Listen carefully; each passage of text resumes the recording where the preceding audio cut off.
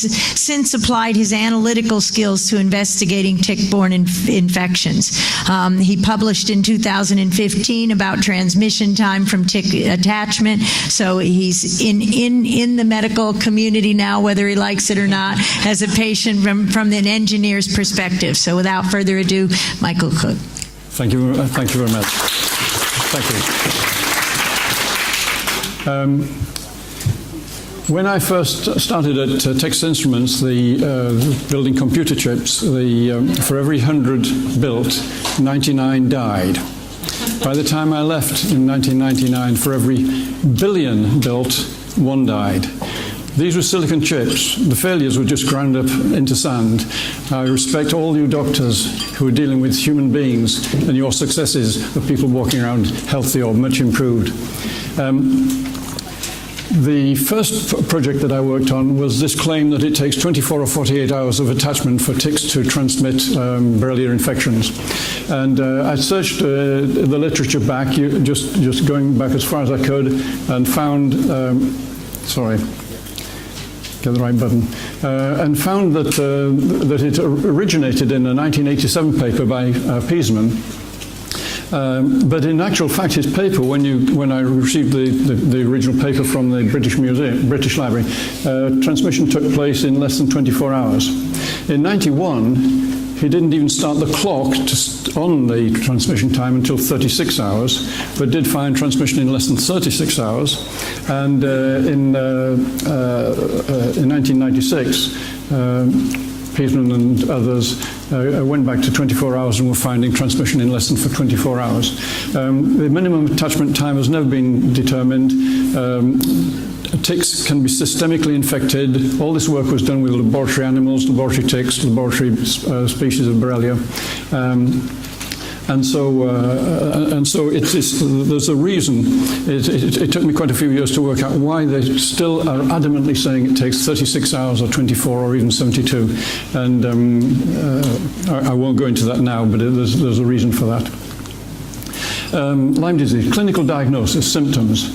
This is one person's experience. I've known this person for all of his life, all 75 years. And this is something I put together. I put everything into spreadsheets. The first computer I used was in 1963. I punched my data into cards, took it to the IBM 360 room, which was massive, and the operator put the cards into the computer, and later on that day I got reams and reams of results. But they put a PC on my desk in 1984, and everything goes into spreadsheets. So these are the symptoms that I recorded, that I'd found written in diaries and in notes on my computer. And I've tidied it up since I originally did it, and so now I've classified general symptoms. And fatigue, weariness, vertigo, nausea, day and night sweats, flu-like, headaches. I never had a rash, a bullseye rash initially, but I did sometime later, probably more tick bites, since I didn't kill the cats that brought the original tick in. Painful enlarged lymph gland, I had a lymphadenopathy. And I went to the Health Protection Agency website. In general symptoms, they mentioned flu-like symptoms. NHS choices, a few more symptoms.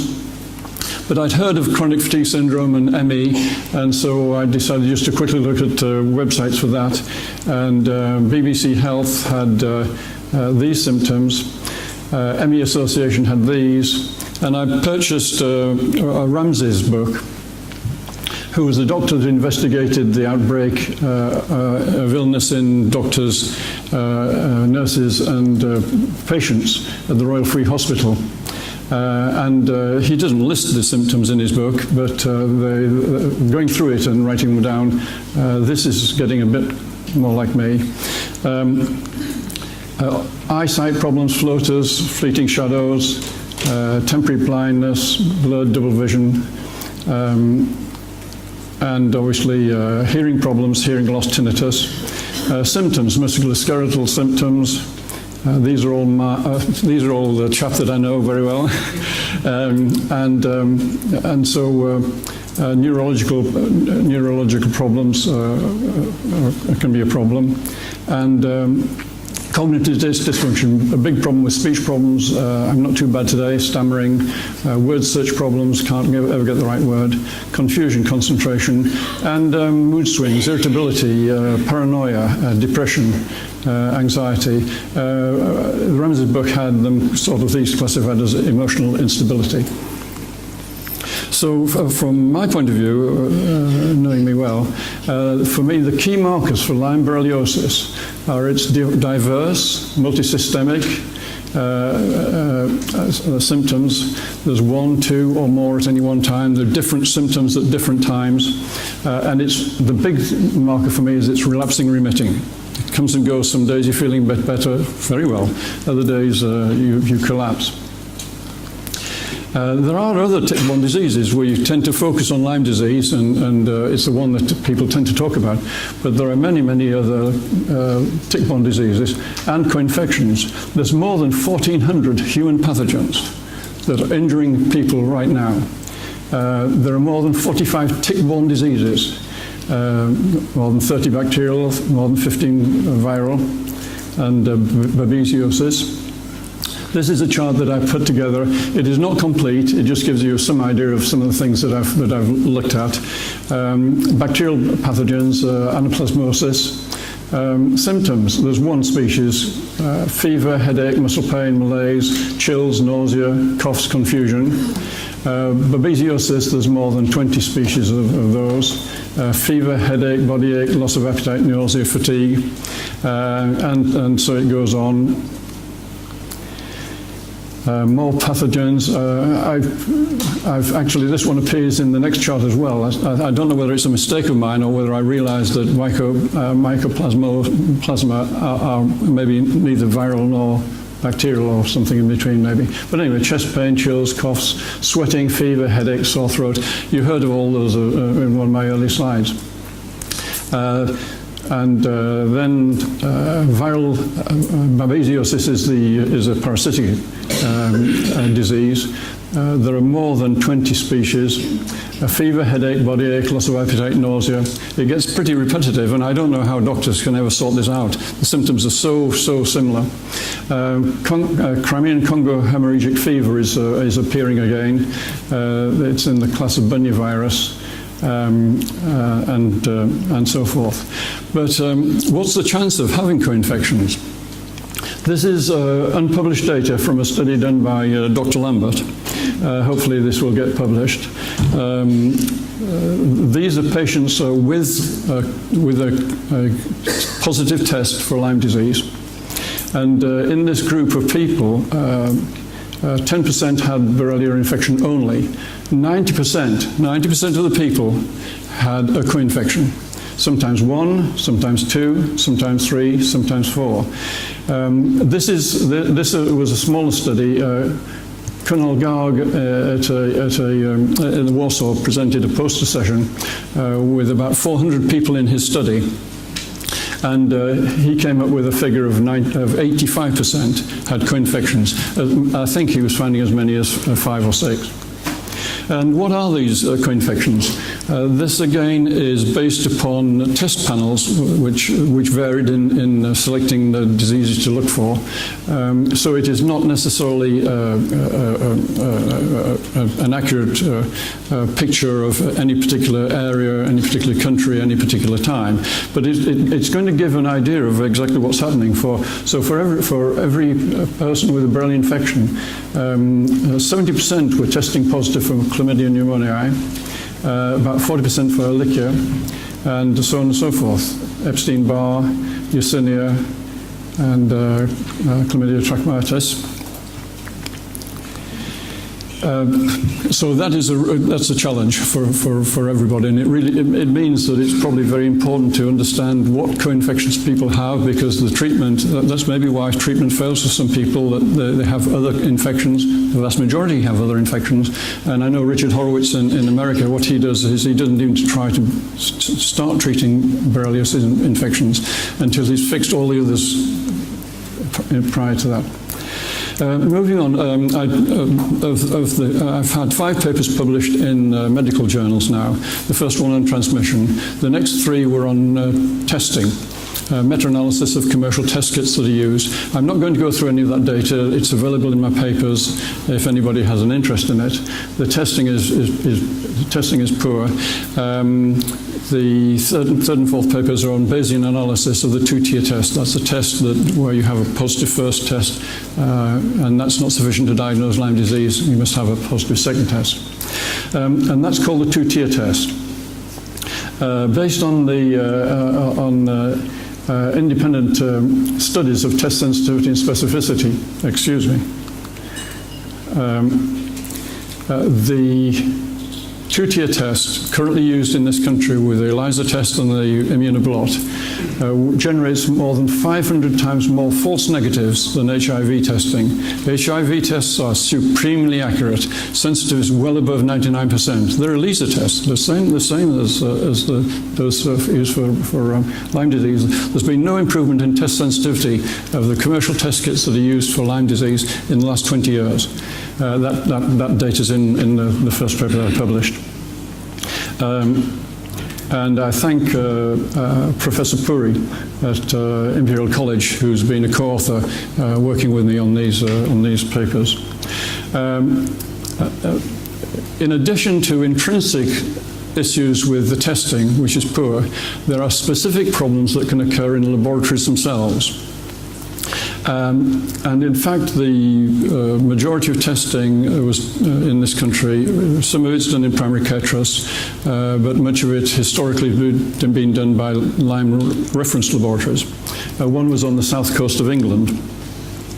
And there can be problems that are totally irrelevant to the intrinsic sensitivity. Shipping and storage of the samples. The test kit manufacturers say a sample must be tested within 5 days and kept refrigerated during that time period.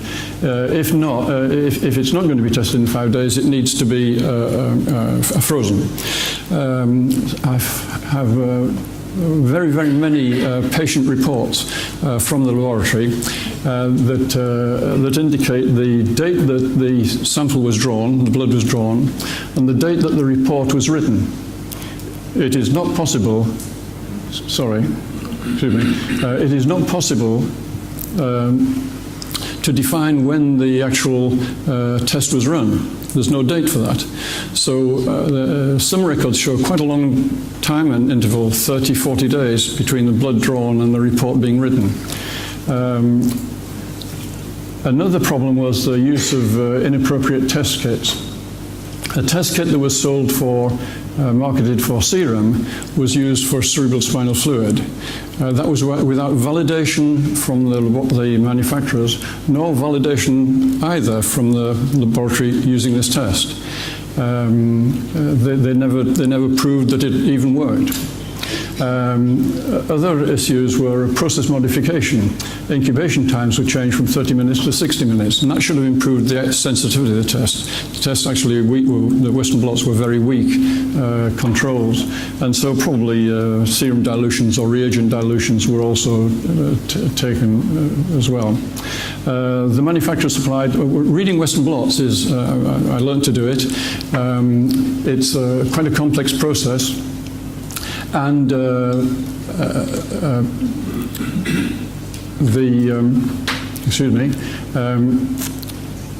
it's a complex process. And the manufacturers supplied calibration charts and recording charts to do the work. They were thrown away. And where a test was obviously negative, the lab technicians were allowed to report it. Where the test was obviously positive, highly positive, the lab technicians were allowed to report it. Where it was anything else, I had to wait for the lab manager to interpret. Also, the interpretations, the test kit manufacturers say that a negative test does not mean absence of virulent infection, but also, in addition to calling some positives no disease, equivocals were sometimes called negative. And quality control failures are smeared and stain strips were not rejected, missing control bands were ignored, and evidence of misprocessing ignored.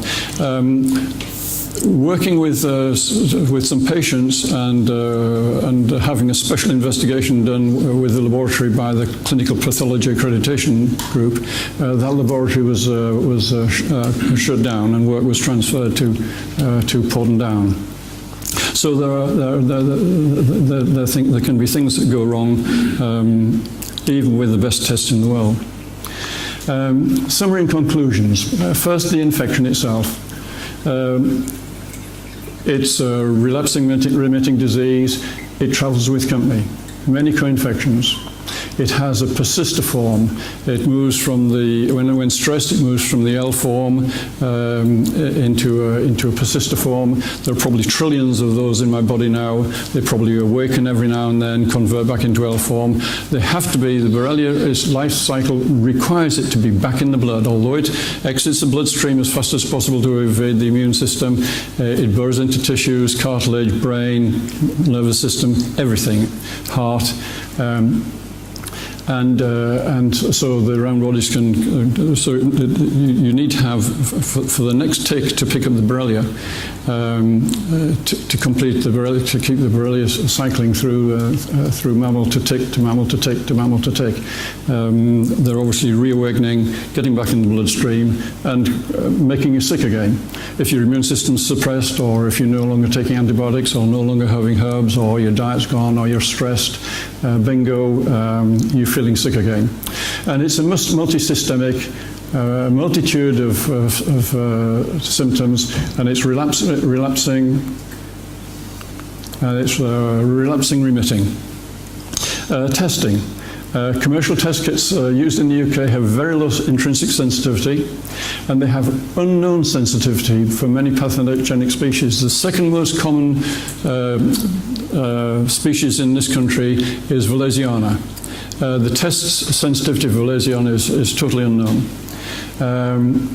And the two-tailed test, as I mentioned, generates up to 560 times more false positives than HIV testing.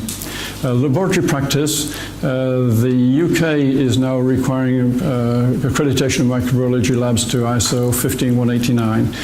International Standards Organization licenses various groups around the world, only one in each country, to implement their international standards. In the UK, that group is UCAS.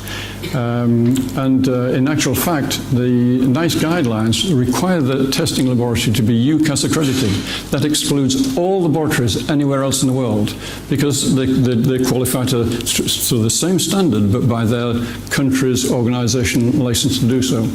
Then there's good evidence that testing in Germany and the US is superior to the testing currently done in this country. So that's a brief snapshot of various bits and pieces I've been working on. If you want to learn more about some of it, I've got some publications out there. Thank you. Appreciate it.